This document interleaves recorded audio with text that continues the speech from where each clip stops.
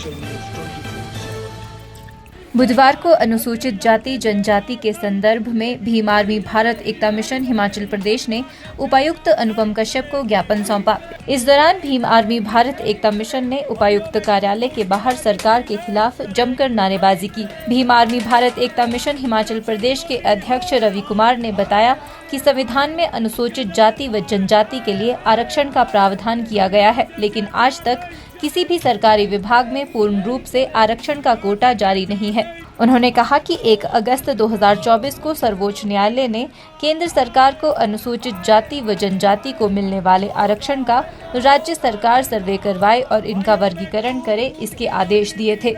रवि कुमार ने कहा कि ज्ञापन के माध्यम से विभिन्न मांगे की जा रही है, जिसमें जातिगत जनगणना करवाना, अनुसूचित जाति व जनजाति का कोटा सभी विभागों में पूरा करना और गैर सरकारी संस्थानों में आरक्षण की व्यवस्था जारी करना शामिल है। उन्होंने कहा कि उपायुक्त के माध्यम से राष्ट्रपति को ज्ञापन दिया जाएगा, जिसमें संसद के विशेष सत्र को बुलाने की मांग रखी जाएगी। पूरे देश में भारत बंद की कॉल है और शिमला में भी जो है भारत बंद जो है को लेकर जो है हमारा जो समर्थन है बहुजन संगठनों को पूरी तरह से है, उसको लेकर जो है आज हम जो है यहाँ पर पहुँचे हैं और आज हम डीसी साहब को ज्ञापन देंगे। ज्ञापन के जो मुख्य बिंदु है, जिसमें जो बाबा साहब डॉक्टर भीमराव अंबेडकर जी के अथक संघर्ष के बाद भारत के संविधान में अनुसूचित जाति, अनुसूचित जनजाति एवं अन्य पिछड़े वर्गों के लिए अनुच्छेद 340 की धारा 15(4) एवं 16(4) में स्पष्ट रूप से सामाजिक एवं आर्थिक रूप से कमजोर व्यक्तियों के लिए आरक्षण का प्रावधान किया गया है।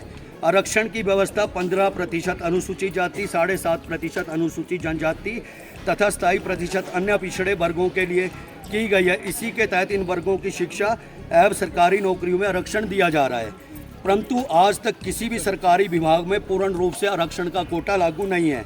1 अगस्त 2024 को माननीय सर्वोच्च न्यायालय ने केंद्र सरकार को आदेशित किया कि अनुसूचित जाति एवं जनजाति को मिलने वाले आरक्षण का राज्य सरकारें सर्वे कराए तथा इन जातियों में क्रीमी लेयर को छांटे और वर्गीकरण भी करे।